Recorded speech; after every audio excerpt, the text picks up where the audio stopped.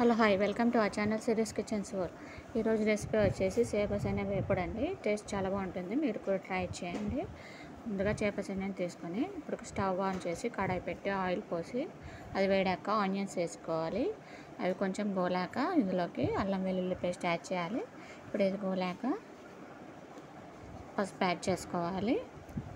ఇప్పుడు ఇవన్నీ కొంచెం గోలాక చేపసేనని వేసుకోవాలి. వేసుకొని ఇలా వీడియోలో చూపించిన విధంగా కలుపుకోవాలి.